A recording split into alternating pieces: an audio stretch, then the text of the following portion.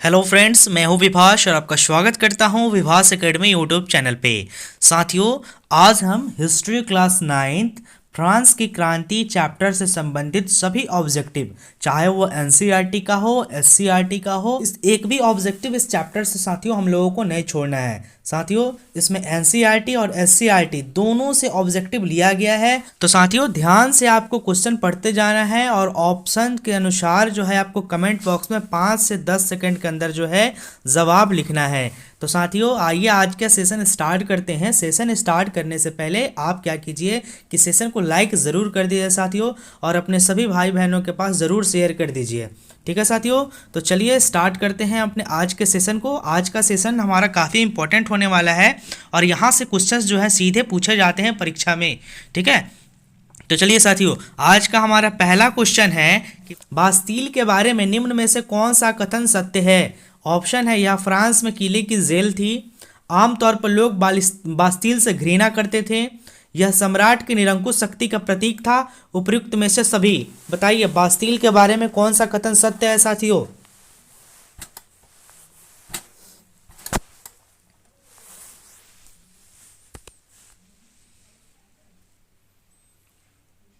बिल्कुल, बहुत बढ़िया साथियों। साथियों, बास्तील के बारे में ये सभी कथन सत्य हैं। ऑप्शन नंबर डी बिल्कुल इसका सही जवाब होगा। बास्तील फ्रांस के किले की जेल थी और यहाँ के जो बास्तील से जो लोग थे साथियों घृणा करते थे, और यहाँ पे सम्राट की निरंकुश शक्तियों का प्रतीक था यह बास्तील जेल, इसलिए इसका सही जवाब होगा ऑप्शन नंबर डी। बिल्कुल, बहुत बढ़िया साथियों। नेक्स्ट क्वेश्चन पे चलते हैं। हमारा नेक्स्ट क्वेश्चन है, फ्रांस की क्रांति कब हुई थी। 1689, 1789, 1889, 1947। बताइए साथियों, फ्रांस की क्रांति कब हुई थी।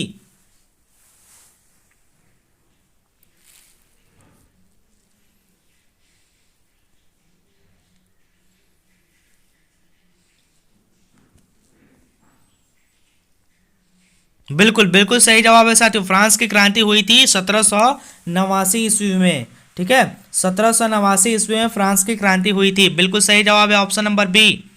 नेक्स्ट क्वेश्चन है, क्रांति 1789 के साथ फ्रांस पर कितने विदेशी ऋण थे। बताइए, जब क्रांति हुई थी फ्रांस में 1789 में, तो उस समय फ्रांस पर कितना विदेशी ऋण था। 2 अरब लिवरे, 10 अरब लिवरे, 12 अरब लिवरे, 2.8 अरब लिवरे। बताइए कितना कितना ऋण था साथियों।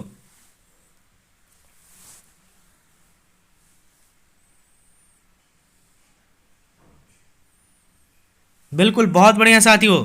फ्रांस में जब 1789 में क्रांति हुई थी उस समय फ्रांस सरकार पे 12 अरब लिबरे का ऋण था, विदेशी ऋण था। अगला क्वेश्चन है, लुई 16वां किस राजवंश से संबंध था, यानी लुई 16 का किस राजवंश से संबंध था साथियों। बेनेरिक राजवंश, बेंसन राजवंश, बोर्बो राजवंश, बार्बिक राजवंश। बताइए, लुई 16 का किस राजवंश से संबंध था साथियों।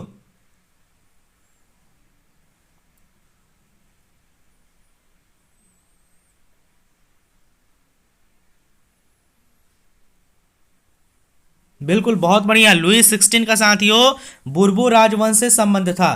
बिल्कुल बिल्कुल साथियों, 4 का सी होगा, बुर्बो राजवंश। नेक्स्ट क्वेश्चन है, राष्ट्रीय सभा बुलाने का उद्देश्य क्या था। राजा को दंड देना, कर लगाना, कर हटाना, दार्शनिकों को पुरस्कृत करना। बताइए, राष्ट्रीय सभा बुलाने का उद्देश्य क्या था साथियों।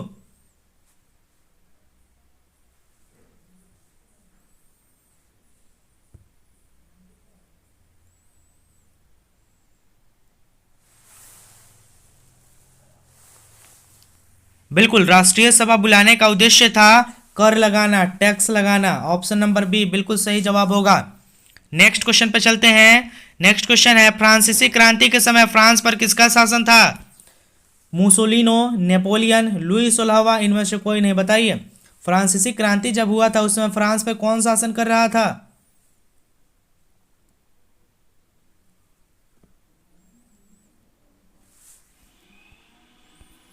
बिल्कुल साथियों, फ्रांसीसी क्रांति जब हुआ था उस समय फ्रांस पे लुई 16वां का शासन था। ऑप्शन नंबर सी, 6 का सी बिल्कुल सही जवाब होगा। अगला क्वेश्चन है साथियों हमारा, राजा से झगड़े के पश्चात राष्ट्रीय सभा किस स्थान पर एकत्रित हुई थी। बताइएगा साथियों। राजा से जब झगड़ा हो गया था राष्ट्रीय सभा में, तो वो राष्ट्रीय सभा कहाँ जाके एकत्रित हुई थी? राजा के महल में, राजमहल के सामने, टेनिस कोर्ट में, बर्लिन में। बताइए कहाँ इकट्ठा हुए थे लोग?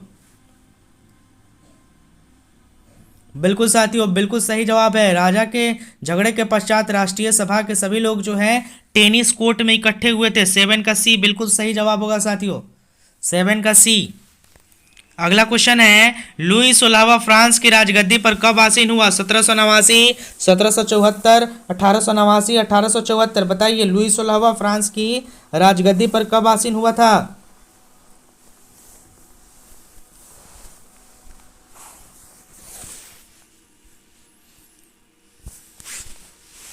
बिल्कुल साथियों, बिल्कुल सही जवाब है आपका। लुई 16वां फ्रांस की राजगद्दी पे 1774 में आसीन हुआ था। जी, 8 का बी। अगला क्वेश्चन है, एस्टेट से क्या अभिप्राय था? यानी एस्टेट से क्या मतलब था? अलग अलग राज्यों को एस्टेट कहा जाता था, धार्मिक केंद्र को एस्टेट कहा जाता था, सीधे राज्य को दिए जाने वाला कर एस्टेट कहा जाता था, फ्रांस का सामाजिक वर्ग का विभाजन। बताइए साथियों, एस्टेट से क्या मतलब था?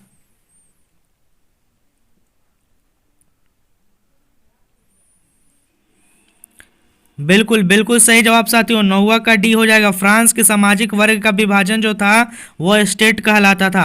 9 का डी। अगला क्वेश्चन है, फ्रांस में मानव एवं नागरिक अधिकारों की घोषणा किसने की थी? विधानसभा ने, राष्ट्रीय महासभा ने, राष्ट्रीय सम्मेलन ने, किसी ने भी नहीं। बताइए फ्रांस में मानव एवं नागरिक अधिकारों की घोषणा किसने की थी साथियों?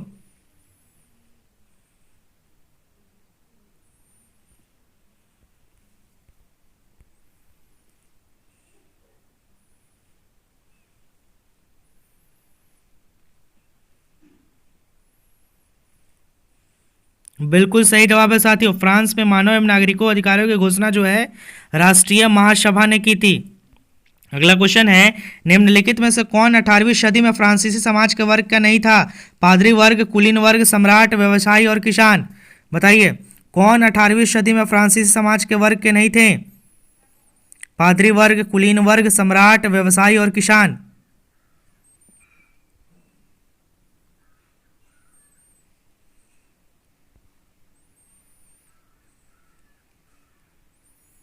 बिल्कुल, बहुत बढ़िया साथियों, सही जवाब होगा ऑप्शन नंबर सी। सम्राट जो थे ये फ्रांसीसी समाज के वर्ग के नहीं थे 18वीं सदी में। बिल्कुल ऑप्शन नंबर सी सही जवाब होगा। अगला क्वेश्चन है, वास्तिल का पतन कब हुआ था साथियों? बताइए वास्तिल का पतन कब हुआ था? 12 जुलाई 1789 को, 10 जुलाई 1789 को, 11 जुलाई 1789 को, 15 जुलाई 1789 को।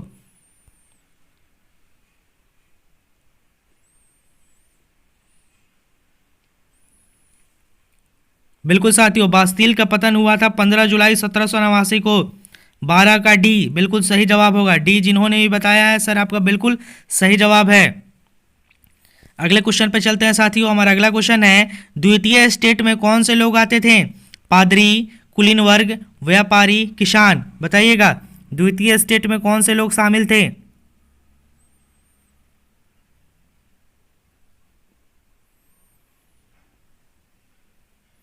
जी बिल्कुल सही जवाब है साथियों, द्वितीय स्टेट में कुलीन वर्ग के लोग शामिल थे।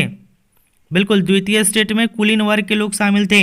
अगला सवाल है हमारा, पेरिस तथा देश के देहाती क्षेत्रों में अधिकांश लोग संघर्ष क्यों कर रहे थे? ऑप्शन है, वे लोग पुलिस अधिकारियों के अत्याचारों के विरुद्ध संघर्ष कर रहे थे, वे लोग पावरोटी की महंगी कीमत का विरोध कर रहे थे, वे लोग बास्तोल को के ढहने पर विरोध कर रहे थे, वे लोग बास्तील की ध्वंसावशेष को बेचने का विरोध कर रहे थे। बताइए साथियों क्यों विरोध कर रहे थे पेरिस तथा देश के देहाती क्षेत्रों के अधिकांश लोग? बिल्कुल सही जवाब है साथियों, ऑप्शन नंबर बी। वे लोग पावरोटी की महंगी कीमत का विरोध कर रहे थे। साथियों पेरिस तथा देश के देहाती क्षेत्रों में अधिकांश लोग पावरोटी की कीमत महंगी हो गई थी, इसलिए वो लोग विरोध कर रहे थे। अगला क्वेश्चन है हमारा, बास्तील का किला किस बात का प्रतीक था साथियों? बताइए बास्तील का किला किस बात का प्रतीक था? स्वतंत्रता का, समानता का, बंधुत्व का, निरंकुश शक्तियों का। बताइएगा बास्तील का किला किस बात का प्रतीक था साथियों?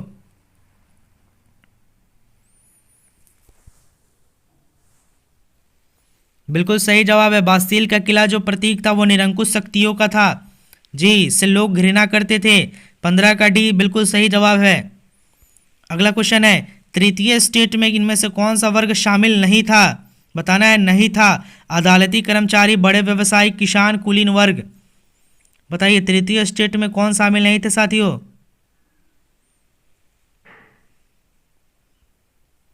बिल्कुल सही जवाब है, तृतीय स्टेट में शामिल नहीं थे, वो थे कुलीन वर्ग। ऑप्शन नंबर डी, 16 का डी बिल्कुल सही है सर आपका। अगला क्वेश्चन है, फ्रांसीसी क्रांति का आरंभ किस ऐतिहासिक घटना से माना जाता है? बताइए फ्रांसीसी क्रांति का आरंभ किस ऐतिहासिक घटना से माना जाता है? स्टेट्स जनरल का भंग होना, बास्तील का पतन, राजा का फ्रांस से भागना, रानी का जिद्दी स्वभाव। यहाँ होगा सी नंबर होगा साथियों, राजा का फ्रांस से भागना होगा। जी बताइएगा।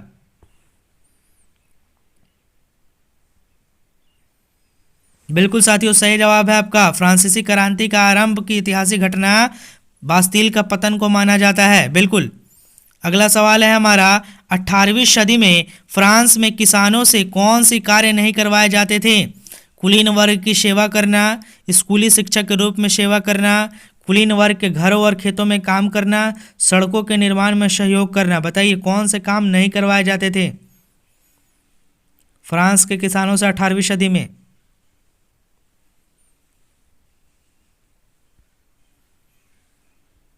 बिल्कुल साथियों आपका सही जवाब है ऑप्शन नंबर बी, स्कूली शिक्षक के रूप में सेवा करना। फ्रांस के किसान 18वीं सदी में नहीं करते थे, बाकी सभी काम करते थे, वो option number A C D वाला। जी बिल्कुल। बिल्कुल सर। अगला क्वेश्चन है, राष्ट्रीय सभा ने संविधान तैयार किया। बताइए राष्ट्रीय सभा ने संविधान कब तैयार किया? 1789, 1799, 1791, 1792।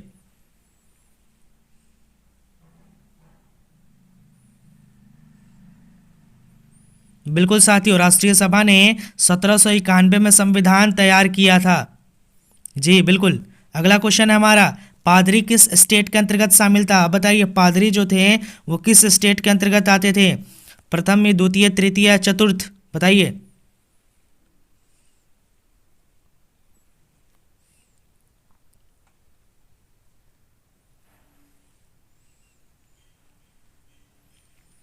बिल्कुल साथियों आपका सही जवाब है ऑप्शन नंबर ए, प्रथम स्टेट के अंतर्गत पादरी आते थे।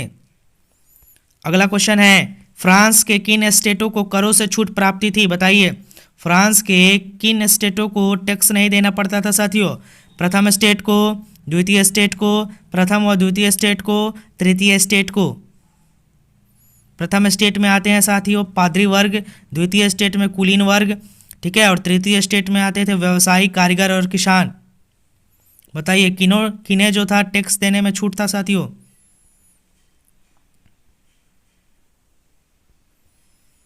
बिल्कुल सही जवाब है साथियों ऑप्शन नंबर सी, प्रथम एवं द्वितीय स्टेट को छूट कर नहीं देना था, इनको छूट था पादरी वर्ग को और कुलीन वर्ग को। बाकी देना किसको था? व्यवसायी को, कारीगर को, किसान को। बिल्कुल साथियों। 22 नंबर क्वेश्चन पर चलते हैं। 10 अगस्त 1792 से लेकर 20 सितंबर 1792 तक फ्रांस का शासन किसके हाथ में रहा? लुई सोलहवा, लाफेयत, फ्रांसीसी सेना, पेरिस कम्फ्यून। बताइए लुई सोलहवा, लाफेयत, फ्रांसीसी सेना, पेरिस कम्यून।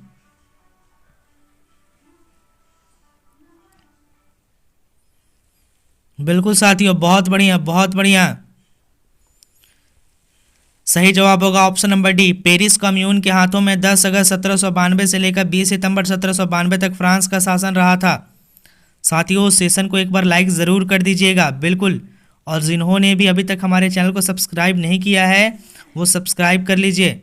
परीक्षा की तैयारी जोरों शोरों से है साथियों, और बहुत जल्दी मैं आप सभी के बीच रूटीन भी लेकर के आने का सोच रहा हूँ। अब आप लोग का विचार बताइए कि कोई रूटीन लाया जाए कि नहीं लाया जाए, ताकि एक वे में अच्छे से और अच्छे से पढ़ाई हो सके। जी बिल्कुल साथियों। चलिए नेक्स्ट क्वेश्चन है, फ्रांसीसी समाज में कितने प्रतिशत जनसंख्या किसान की थी? बताइए फ्रांसीसी समाज में कितने प्रतिशत जनसंख्या किसान की थी? 45%, 60%, 75%, 90%।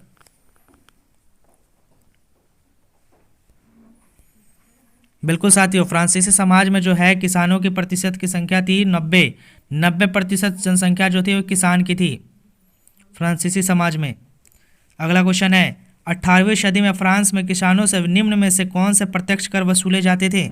Tile, tithe, tenths, 2x। बताइए 18वीं सदी में फ्रांस में किसानों से निम्न में से कौन से प्रत्यक्ष कर वसूले जाते थे?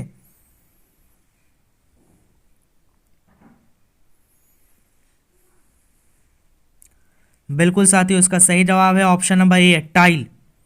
टाइल टैक्स जो था वो वसूले जाते थे 18वीं सदी में फ्रांस के किसानों से। बिल्कुल सर, आपका सही जवाब है, मैम बिल्कुल सही जवाब दे रहे हैं। अगला क्वेश्चन है, सितंबर सम्मेलन में लुई 16वें के लिए क्या दंड निश्चित किया गया? बताइए सितंबर सम्मेलन में लुई 16वां के लिए क्या दंड था? मृत्युदंड, निर्वासन, आजीवन कारावास, क्षमादान। लुई 16वां के लिए कैसा दंड निश्चित किया गया था साथियों सितंबर सम्मेलन में?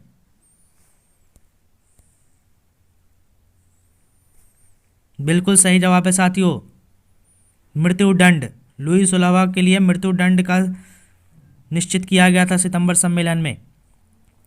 अगला सवाल है हमारा, इनमें से किस राज्य को दिए जाने वाला कर देने में छूट था? बताइए इनमें से किसे जो था राज्य को दिए जाने वाले कर में छूट था? पादरी, बड़े व्यवसायी, वकील, छोटे किसान। बिल्कुल साथियों, सही जवाब होगा ऑप्शन नंबर ए, पादरी को जो है वो टैक्स देने में छूट था। जी बिल्कुल। नेक्स्ट क्वेश्चन है, सन 1774 में जब लुई 16वां सम्राट बना तो राजकोष खाली होने का क्या कारण था? क्योंकि फ्रांस ने लंबे समय तक युद्ध चले थे, क्योंकि सरकार वर्साय के महल और राज दरबार की शानो शौकत बनाए रखने के लिए फिजूल खर्ची करती थी, ए और बी दोनों, क्योंकि बास्तिल ढाने के दौरान जनता ने राजकोष लूट लिया था। बताइए साथियों राजकोष खाली क्यों हुआ था? बिल्कुल साथियों, सही जवाब है ऑप्शन नंबर सी, ए और बी दोनों। सन 1774 में लुई 16वां सम्राट बना तो राजकोष खाली होने का कारण था कि फ्रांस में लंबे समय तक युद्ध चले थे, क्योंकि सरकार वर्साय के महल और राज दरबार की शानो शौकत बनाए रखने के लिए फिजूल खर्ची करती थी। ए और बी दोनों होगा साथियों, बिल्कुल 27 का सी। अगला क्वेश्चन है साथियों हमारा, लुई 16वां को मृत्युदंड कब दिया गया था? 91, 92, 89, 93। बताइए लुई 16वां को मृत्युदंड कब दिया गया था साथियों?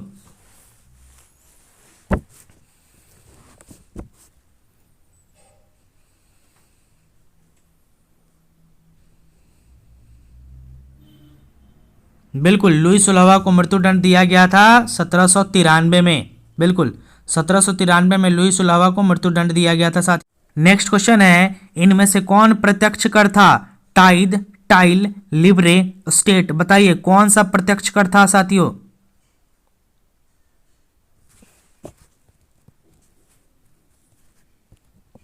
बिल्कुल सही जवाब है साथियों, प्रत्यक्ष कर था टाइल। जी बिल्कुल, टाइल जो था वो प्रत्यक्ष कर था। अगला क्वेश्चन है, राष्ट्रीय सम्मेलन ने किस अमानवीय प्रथा की अंत किया था? बताइए बताइए साथियों राष्ट्रीय सम्मेलन ने किस अमानवीय प्रथा का अंत किया? सती प्रथा, बेगार प्रथा, दास प्रथा, सामंत प्रथा। बिल्कुल साथियों, बहुत बढ़िया जवाब दे रहे हैं आप लोग। इसका सही जवाब होगा ऑप्शन नंबर सी, दास प्रथा का समाप्ति किया था राष्ट्रीय सम्मेलन ने। जी तो पूछ देगा एग्जाम में कि किस अमानवीय प्रथा का समाप्ति राष्ट्रीय सम्मेलन में हुआ था? दास प्रथा। बिल्कुल बहुत बढ़िया साथियों, एक बार फिर से आप लोग का बहुत बहुत धन्यवाद है। अभी क्वेश्चन का और लंबा है साथियों। साथियों इसको पूरा ज़रूर देखिएगा, सारा क्वेश्चन बहुत बहुत इंपॉर्टेंट है साथियों। ठीक है, रात तक ज़रूर इसको देख सकते हैं आप। बिल्कुल इसको पूरा देखना है साथियों।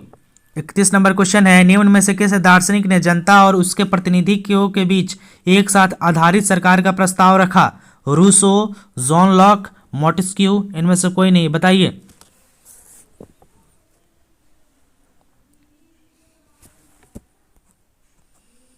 बिल्कुल साथियों, इसका सही जवाब है option number B, John Locke ने दार्शनिक थे। ठीक है, ये जॉन लॉक जो थे दार्शनिक थे और इन्होंने जनता और उसके प्रतिनिधियों के बीच एक आधारित सरकार रखने की प्रस्ताव रखा था। जी जॉन लॉक, 31 का बी। अगला सवाल है, रॉबस्पियर की गिलोटीन पर कब चढ़ाया गया? रॉबस्पियर को गिलोटीन पर कब चढ़ाया गया साथियों? जुलाई 1794, जुलाई 91, जुलाई 89, जुलाई 95। बताइए बिल्कुल साथियों, रॉबस्पियर को जो चढ़ाया गया था गिलोटीन पे 1794 ईस्वी में। अगला क्वेश्चन है साथियों, इनमें से कौन चर्च द्वारा लिए जाने वाले कर थे? धार्मिक कर। बताइए टाइद, टाइल, लिबरे, स्टेट। बताइए कौन चर्च द्वारा लिए जाने वाला धार्मिक कर था? Tile, tide, Libre, state. बिल्कुल साथियों, सही जवाब दे रहे हैं आप लोग। सही जवाब होगा ऑप्शन नंबर ए, टाइद कर जो था ये चर्च द्वारा लिए जाने वाला धार्मिक कर था। बिल्कुल, टाइद। अगला क्वेश्चन है, जीरोनदीस दल ने देश की आर्थिक दशा सुधारने के लिए कौन सी नई मुद्रा चलाई थी? साथियों बताइए, जीरोनदीस दल ने देश की आर्थिक दशा सुधारने के लिए कौन सी मुद्रा चलाई? चांदी के सिक्के, सोने के सिक्के, तांबे के सिक्के, कागज के note.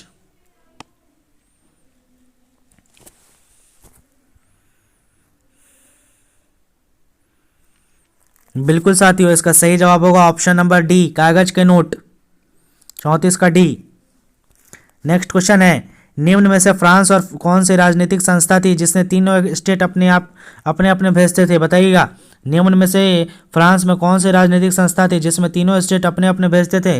National assembly, state general, राज दरबार, संसद।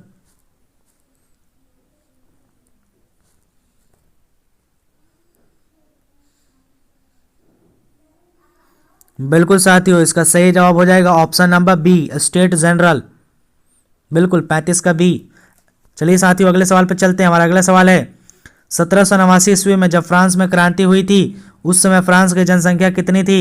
90 लाख, 1.5 करोड़, 2.3 करोड़, 2.8 करोड़। बताइएगा, फ्रांस की कितनी जनसंख्या थी साथियों? बिल्कुल बिल्कुल, बहुत बढ़िया। फ्रांस की जो जनसंख्या थी वो थी 2.8 करोड़। जी। अगला क्वेश्चन है, रॉबespierre को गिलोटीन पर गिवेट कब चढ़ाया गया? हमने क्वेश्चन कर लिया था, जुलाई 1794। नेक्स्ट क्वेश्चन है, लिब्रे क्या है? बताइए, लिब्रे क्या है? फ्रांस की मुद्रा, फ्रांस लिबरेशन पार्टी, फॉसिसी कर, इनमें से कोई नहीं। बताइए, लिब्रे क्या है?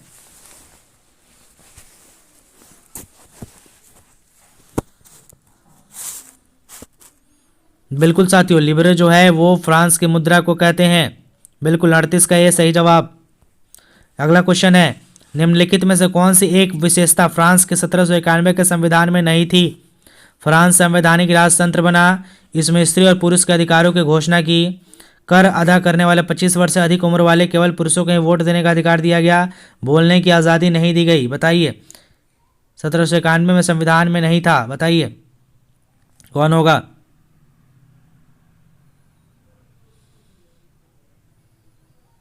बिल्कुल साथियों, इसका सही जवाब होगा ऑप्शन नंबर डी, बोलने की आज़ादी नहीं दी गई थी। बिल्कुल, डी। अगला क्वेश्चन है, डायरेक्टरी की राजनीतिक अस्थिरता जिस सैनिक तानाशाह के उदय का आधार बनी? नेपोलियन बोनापार्ट, लुई सोलावा, रॉबespierre, रूसो। बताइए, डायरेक्टरी की राजनीतिक अस्थिरता जिस सैनिक के तानाशाह का उदय का आधार बनी?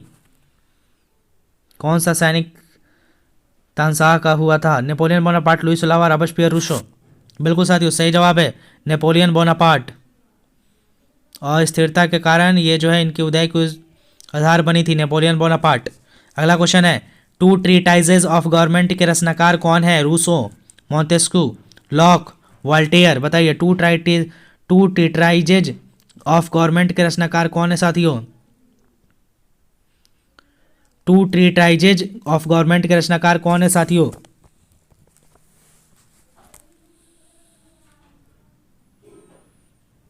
बिल्कुल बिल्कुल, सही जवाब है साथियों। सही जवाब होगा option number C, Locke. Two treatises of government के रचनाकार लॉक हैं। बिल्कुल, 41 का सी। अगला सवाल है, the spirit of the laws के लेखक कौन है? Rousseau, John Locke, Montesquieu, Locke. बताइए, the spirit of the laws के लेखक कौन है साथियों?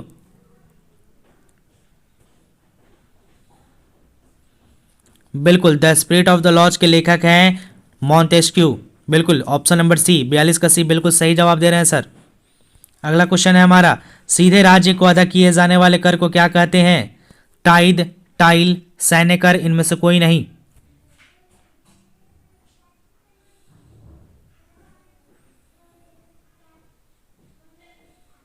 बिल्कुल साथियों, सीधे राज्य को अदा किए जाने वाले कर को कहा जाता है टाइल कर। बिल्कुल, टाइल। और धर्म के नाम पे जो लिया जाता था, टाइद। बिल्कुल। अगला सवाल है हमारा, फ्रांस में महिलाओं को मत देने का अधिकार कब मिला था साथियों? 1792, 1794, 1904, 1946। बताइए, फ्रांस में महिलाओं को वोट देने का अधिकार कब मिला? बिल्कुल साथियों, सही जवाब है ऑप्शन नंबर डी, 1946 में। 1946 में फ्रांस में महिलाओं को मत देने का अधिकार मिला था। बहुत बढ़िया साथियों, बिल्कुल सही जवाब दे रहे हैं आप लोग। बिल्कुल साथियों, अगला सवाल है हमारा, फ्रांस में नेशनल असेंबली क्यों आयोजित की गई थी? बताइए, फ्रांस में नेशनल असेंबली क्यों आयोजित की गई थी, यानी क्यों हुई? फ्रांस के लिए संविधान बनाने हेतु, सम्राट की शक्तियों को सीमित करने के लिए, ए और बी दोनों, सम्राट पर राजगद्दी छोड़ने का दबाव बनाने के लिए। बताइए क्यों असेंबली आहुत की गई थी साथियों?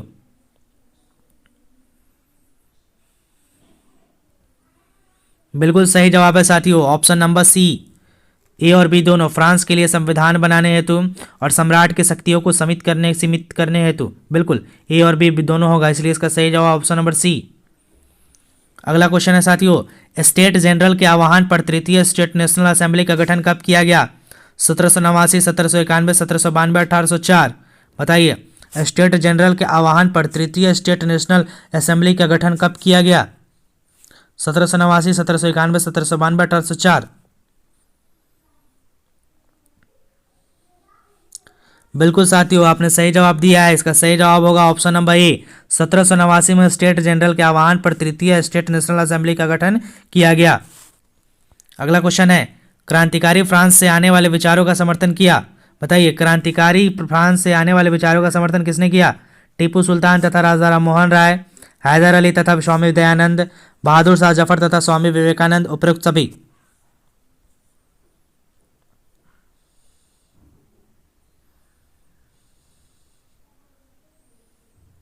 बिल्कुल साथियों, सही जवाब होगा ऑप्शन नंबर ए, टीपू सुल्तान तथा राजा राम मोहन राय क्रांतिकारी फ्रांस से आने वाले विचारों का समर्थन किए थे। जी बिल्कुल, टीपू सुल्तान और राजा राम मोहन राय।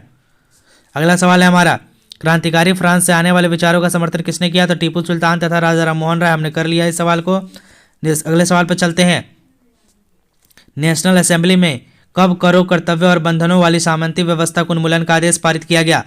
1784 में, 1789 में, 1781 में, 1783 में। बताइए साथियों।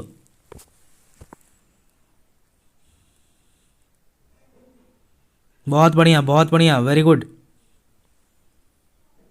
इसका सही जवाब हो जाएगा साथियों ऑप्शन नंबर बी, 1789 में नेशनल असेंबली ने करों, कर्तव्यों और बंधनों वाली सामंती व्यवस्था को उन्मूलन का आदेश पारित किया। जी बिल्कुल, 1789। अगला क्वेश्चन है, टाइथ का अर्थ क्या होता है? सामान्य कर, उत्पाद कर, धार्मिक कर, इनमें से कोई नहीं। बताइए टाइथ का क्या अर्थ होता है साथियों? एक भी क्वेश्चन हमको इस चैप्टर से तो छोड़ना ही नहीं है, बिल्कुल इस चैप्टर से कहीं से क्वेश्चन पूछ दे, बन जाना चाहिए साथियों। बिल्कुल साथियों, टाइथ का अर्थ होता है धार्मिक कर। बिल्कुल साथियों, सही जवाब होगा इसका ऑप्शन नंबर सी, धार्मिक कर। अगला क्वेश्चन है हमारा, चर्च के विशेष कार्य को करने वाले व्यक्तियों को समूह को क्या कहा जाता है? किसान वर्ग, पादरी वर्ग, मजदूर वर्ग, इनमें से कोई नहीं। बताइए, चर्च के विशेष कार्य को करने वाले व्यक्तियों को, इसके समूह को क्या कहा जाता है? किसान, पादरी, मजदूर, इनमें से कोई नहीं। बिल्कुल साथियों, इसका सही जवाब होगा ऑप्शन नंबर बी, पादरी वर्ग। बिल्कुल, बहुत बढ़िया साथियों, ऑप्शन नंबर बी। अगला सवाल है, 1774 ईस्वी में फ्रांस की राजगद्दी पर कौन आसीन हुआ था? बताइएगा, 1774 में फ्रांस की राजगद्दी पर कौन आसीन हुआ? लुई प्रथम, लुई दसम, लुई 16वां, इनमें से कोई नहीं।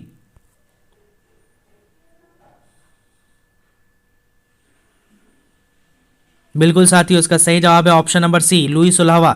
लुई 16वां 1774 ईस्वी में फ्रांस की राजगद्दी पर आसीन हुआ था।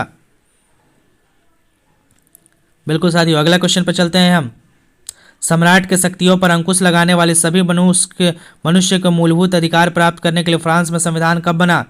1789, 91, 92, 1804। बताइए, फ्रांस में संविधान कब बना साथियों?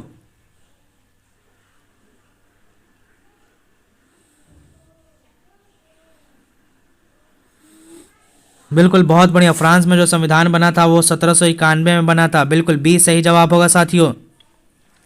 अगला सवाल है हमारा, फ्रांस के सबसे सफलतम क्रांतिकारी राजनीतिक क्लब कौन सा था? ड्यूनिक, जैकोबिन, ज़ेरिक, इनमें से कोई नहीं। बताइए, फ्रांस का सबसे सफलतम क्रांतिकारी राजनीतिक क्लब कौन सा था?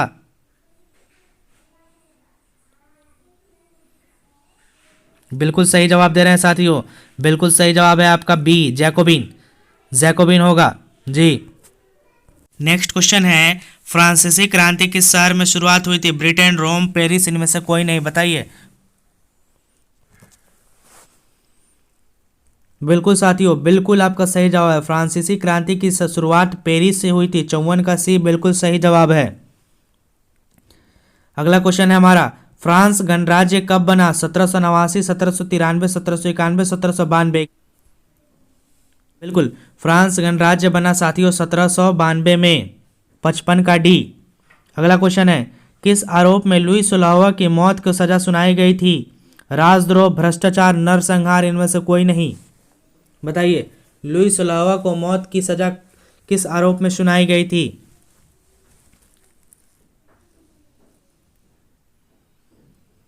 बिल्कुल बिल्कुल सही जवाब है साथियों, लुई सोलहवां को मौत की सजा सुनाई गई थी राजद्रोह के आरोप में। बिल्कुल, 56 का ए।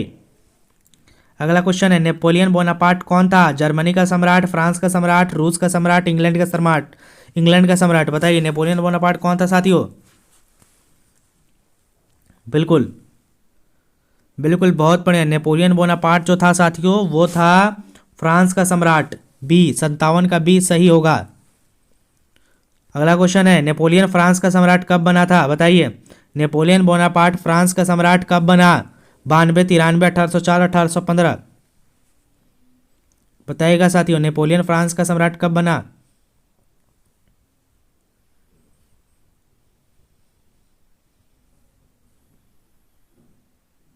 बिल्कुल साथियों, नेपोलियन फ्रांस का सम्राट बना था 1804 ईस्वी में। अगला सवाल है, कौन लोग जैकोबी क्लब के सदस्य नहीं थे? यहाँ पे सदस्य पढ़ा जाए, कौन लोग जैकोबिन क्लब के सदस्य नहीं थे? छोटे दुकानदार, पादरी वर्ग, कारीगर, दिहाड़ी मजदूर। बताइए।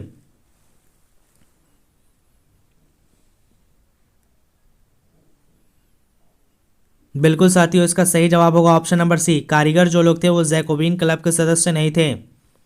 अगला सवाल है, आतंक का राज्य किसने स्थापित किया? लुई सोलहवां, नेपोलियन बोनापार्ट, रॉबस्पियर, इनमें से कोई नहीं। बताइए, आतंक का राज्य किसने स्थापित किया साथियों?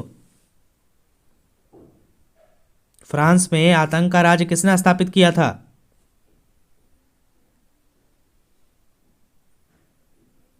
बिल्कुल, बहुत बढ़िया, फ्रांस में आतंक का राज स्थापित किया था रॉबस्पियर। रॉबस्पियर जी, बिल्कुल रॉबस्पियर। अगला क्वेश्चन है, वाटरलू वाटरलू की लड़ाई कब हुई थी? बताइए, वाटरलू की लड़ाई कब हुई थी? 1804, 1809, 1815, 1821।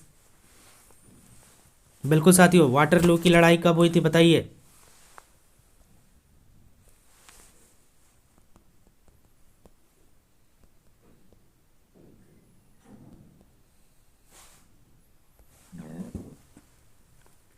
बिल्कुल बिल्कुल सही जवाब है साथियों, वाटरलू की लड़ाई 1815 ईस्वी को हुई थी। 18 जून 1815 ईस्वी को वाटरलू की लड़ाई हुई थी साथियों। और नेपोलियन का यह अंतिम युद्ध था। एक तरफ नेपोलियन था और दूसरी तरफ जो था वो ब्रिटेन, रूस और प्रसा, ऑस्ट्रेलिया और हंगरी की सेना थी साथियों। ठीक है, युद्ध में भी नेपोलियन हार गया था और उसके बाद नेपोलियन ने आत्मसमर्पण कर दिया था साथियों। ठीक है, तो ये 61 का सही जवाब होगा ऑप्शन नंबर सी, तो आप लोग को पता ही हो गया। और साथियों ये कहाँ हुई, ये वाटरलू की लड़ाई कहाँ हुई थी? तो बेल्जियम में हुई थी। ठीक है, चलिए अगले सवाल पे चलते हैं हम। हमारा अगला सवाल है, उन देशों का नाम दीजिए जिनके विरुद्ध नेशनल असेंबली में सन 1792 में युद्ध की घोषणा का प्रस्ताव पारित किया गया था। प्रसा, ऑस्ट्रिया, हंगरी, ए और बी दोनों। बताइएगा साथियों।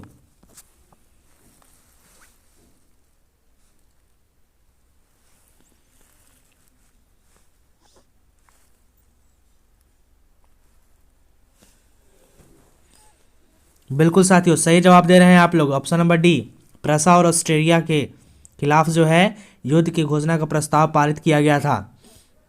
नेक्स्ट क्वेश्चन है, ओलंपस द गूज कौन थी?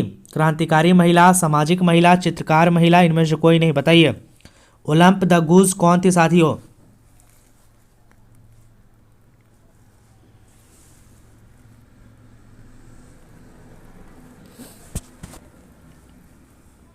बिल्कुल, बहुत बढ़िया, ओलंप द गूज थी क्रांतिकारी महिला। 63 का ए बिल्कुल सही जवाब होगा।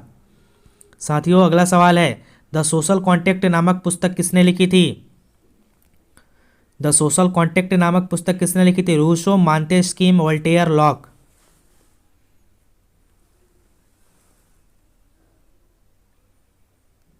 बिल्कुल साथियों, बहुत बढ़िया जवाब है आपका। द सोशल कॉन्ट्रैक्ट नामक पुस्तक लिखे थे रूसो ने। जी बिल्कुल। अगला सवाल है हमारा, जैकोबिन का नेता कौन था? Robespierre, Rousseau, Locke, Montesquieu. बताइए जैकोबिन का नेता कौन था साथियों?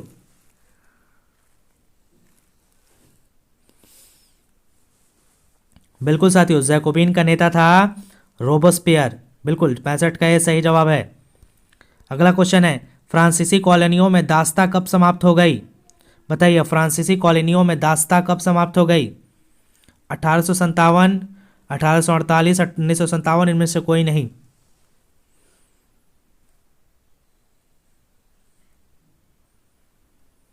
बिल्कुल साथियों, फ्रांसीसी कॉलोनियों में दास्ता समाप्त की गई 1848 में। बिल्कुल 1848 सही जवाब होगा साथियों।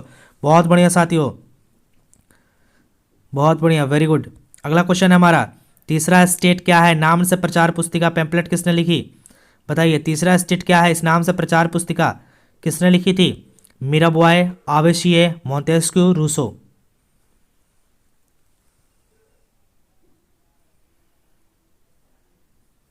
बिल्कुल साथियों, सही जवाब है इसका ऑप्शन नंबर बी, आवेशिये।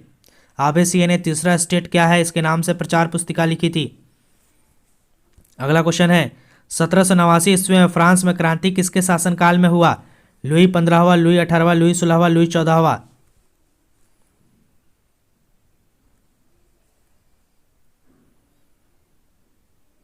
बिल्कुल साथियों, सही जवाब है लुई 16वां के शासनकाल में 1789 ईस्वी में फ्रांस में विद्रोह क्रांति हुआ था। बिल्कुल। 69 नंबर क्वेश्चन पे चलते हैं, फ्रांस में किसने राजतंत्र का अंत करके इसे एक गणतंत्र घोषित किया? पादरी वर्ग ने, नेशनल असेंबली में, कन्वेंशन ने, सम्राट ने। बताइए 69 का क्या सही जवाब होगा साथियों?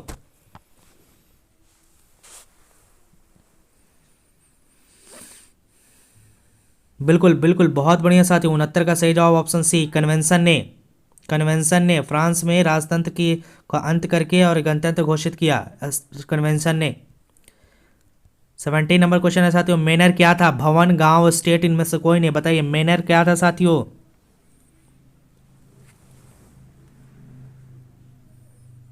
बिल्कुल बहुत बढ़िया, मैनर जो था साथियों वो स्टेट था। तो साथियों अब हम लोग चलेंगे एससीईआरटी के सवाल पे। देखिएगा एससीईआरटी के सवाल में, एससीईआरटी के बुक में जो सवाल दिया गया है उसको अब हम लोग कंप्लीट करेंगे साथियों। हमने कहा था कि एनसीईआरटी और एससीईआरटी का एक भी सवाल नहीं छोड़ना है परीक्षा में, चाहे वो एनसीईआरटी से पूछे या एससीईआरटी से पूछे, एकदम पूरा का पूरा सही बनाना है साथियों। चलिए हम एससीईआरटी के सवाल पे चलते हैं। एससीईआरटी के वस्तुनिष्ठ प्रश्न का पहला सवाल है, फ्रांस की राज क्रांति किस ईस्वी में हुई थी? 1776, 1789, 1832। बताइए साथियों। ये क्वेश्चन तो हम लोग ऑलरेडी कर चुके हैं साथियों, 1789 ईस्वी में हुई थी। बिल्कुल। नेक्स्ट क्वेश्चन है साथियों, बेस्टिल का पतन कब हुआ था? बिल्कुल, बेस्टिल का पतन वाला भी हम लोग कर चुके हैं, 14 जुलाई 1789 ईस्वी को बेस्टिल का पतन हुआ था। बहुत बढ़िया साथियों। तीसरा नंबर क्वेश्चन है, प्रथम स्टेट में कौन आते थे? सर्वसाधारण, किसान, पादरी, राजा। बताइए प्रथम स्टेट में कौन आते थे साथियों? बिल्कुल बिल्कुल, बहुत बढ़िया साथियों, प्रथम स्टेट में पादरी आते थे। चौथा सवाल है, द्वितीय स्टेट में कौन आते थे? द्वितीय स्टेट में पादरी, राजा, कुलीन, मध्यम वर्ग। बिल्कुल साथियों, सही जवाब है, द्वितीय स्टेट में कुलीन आते थे। बिल्कुल। अगला सवाल है, तृतीय स्टेट में कौन आते थे? दार्शनिक, कुलीन, पादरी, न्यायाधीश। बताइएगा तृतीय स्टेट में कौन आते थे साथियों? बिल्कुल सही जवाब है साथियों, दार्शनिक आते थे, तृतीय स्टेट में दार्शनिक आते थे। चलिए अगला सवाल है साथियों हमारा, वोल्टेयर क्या था? वैज्ञानिक, गणितज्ञ, लेखक, शिल्पकार। बताइए वोल्टेयर क्या था साथियों? बिल्कुल, वोल्टेयर जो था साथियों वो लेखक थे। वोल्टेयर जो थे साथियों, साथियों वोल्टेयर लेखक थे। बिल्कुल। चलिए अगला क्वेश्चन है हमारा, रूसो किस सिद्धांत का समर्थक था? जनता की इच्छा, निरंकुशता, शक्ति पृथक्करण, समाजवाद। बताइए रूसो किसका समर्थक था? बिल्कुल साथियों, जनता की इच्छा, जनरल विल। रूसो किसका समर्थक था? तो जनता की इच्छा, यही इस सिद्धांत का समर्थक था। बिल्कुल बहुत बढ़िया साथियों, एक भी क्वेश्चन नहीं छोड़ना है। क्वेश्चन छोड़ने का मतलब है परीक्षा में अच्छा मार्क्स नहीं लाना। क्वेश्चन हमको नहीं छोड़ना, इसलिए हम एनसीईआरटी भी करा रहे हैं, एससीईआरटी भी। जी अगला क्वेश्चन है, मोंटेस्क्यू से कौन सी पुस्तक लिखी थी? बिल्कुल साथियों, मोंटेस्क्यू ने जो पुस्तक लिखी थी वो था विधि की आत्मा। बिल्कुल, विधि की आत्मा। मोंटेस्क्यू ने जो पुस्तक लिखी थी वो था विधि की आत्मा। चलिए अगला सवाल है हमारा, फ्रांस की राजनीति के समय वहां का राजा कौन था? फ्रांस की राजक्रांति के समय वहां का राजा कौन था? बिल्कुल साथियों, बिल्कुल सही जवाब है लुई सोलहवा। लुई सोलहवा वहां का राजा था साथियों, फ्रांस के क्रांति के समय। जी बिल्कुल। अगला क्वेश्चन है, फ्रांस में स्वतंत्रता दिवस कब मनाया जाता है? बताइएगा साथियों, फ्रांस में स्वतंत्रता दिवस कब मनाया जाता है? 4 जुलाई, 14 जुलाई, 27 अगस्त, 31 जुलाई। बिल्कुल साथियों, फ्रांस में स्वतंत्रता दिवस 14 जुलाई को मनाया जाता है। बिल्कुल। अगला क्वेश्चन है हमारा, रिक्त स्थानों को पूर्ति करें। देखिए रिक्त स्थानों की पूर्ति करें, 10 सवाल है टोटल। ठीक है, इस 10 सवाल का जवाब मैं आपको बता देता हूं, ध्यान से सुनिएगा। लुई सोलहवा सन डैश ईस्वी में गद्दी के फ्रांस पर बैठा था। देखिए लुई सोलहवा जो था 1774 ईस्वी में फ्रांस की गद्दी पर बैठा था। जी। अगला सवाल है, डैश लुई सोलहवा की पत्नी थी। साथियों मेरी अंतोनेट लुई सोलहवा की पत्नी थी, मेरी अंतोनेट। तीसरा है, फ्रांस के संसदीय संस्था को क्या कहते हैं? तो फ्रांस के संसदीय संस्था को स्टेट जनरल कहा जाता था। जी बिल्कुल। चौथा नंबर क्वेश्चन है, ठेका पर टैक्स वसूलने वाले पूंजीपतियों को डैश कहा जाता था। बताइए, ठेका पर टैक्स वसूलने वाले पूंजीपतियों को क्या कहा जाता था साथियों? बिल्कुल साथियों, टैक्स फार्मर। जी। 5 नंबर क्वेश्चन है, डैश के सिद्धांत की स्थापना मोंटेस्क्यू ने की थी। बिल्कुल साथियों, शक्ति पृथक्करण के सिद्धांत की स्थापना मोंटेस्क्यू ने की थी, शक्ति पृथक्करण। 6ठा नंबर सवाल है साथियों हमारा, डैश की प्रसिद्ध पुस्तक सामाजिक संविदा है। सामाजिक संविदा जो है रूसो के द्वारा लिखी गई प्रसिद्ध पुस्तक है साथियों, रूसो। 6ठा का हो जाएगा रूसो। 7वां, 27 अगस्त 1789 को फ्रांस की नेशनल असेंबली ने डैश की घोषणा की थी। बिल्कुल, मानव और नागरिकों के अधिकार की घोषणा की थी 27 अगस्त 1789 को फ्रांस की नेशनल असेंबली ने। 8वां नंबर क्वेश्चन है, जैकोबिन दल के प्रसिद्ध नेता कौन थे? बिल्कुल साथियों, जैकोबिन दल के प्रसिद्ध नेता का नाम था रॉबस्पियर, पूरा नाम था मैक्सिमिलियन रॉबस्पियर। नेक्स्ट क्वेश्चन है, दास प्रथा का अंतिम रूप से उन्मूलन कब हुआ था?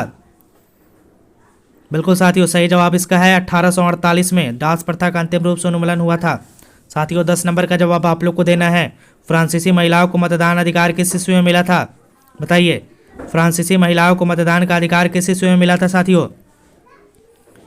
बिल्कुल, बहुत बढ़िया साथियों। चलिए साथियों, तो ये जो था हमारा क्लास 9th के फ्रांस की क्रांति से चैप्टर से संबंधित सारा सवाल हम लोगों ने हल कर लिया, एक भी सवाल नहीं हम लोगों ने छोड़ा है। चाहे कोई भी सवाल आ जाए हम लोग इस चैप्टर से ज़रूर उसको कर पाएंगे, क्योंकि हम लोगों ने इतना सवाल कर लिया। टोटल करीबन हम लोग 80-90 सवाल किए हैं इस चैप्टर से ही सिर्फ। तो साथियों सेशन कैसा लगा आप लोग बताइए, और लाइक ज़रूर कीजिए साथियों, लाइक ज़रूर कीजिए, बिल्कुल लाइक ज़रूर कीजिए और शेयर ज़रूर कीजिए सभी शिक्षक भाई बहनों के पास। बिल्कुल साथियों, बिल्कुल। तो साथियों सेशन देखने के लिए आपका बहुत बहुत धन्यवाद। मिलते हैं नेक्स्ट सेशन।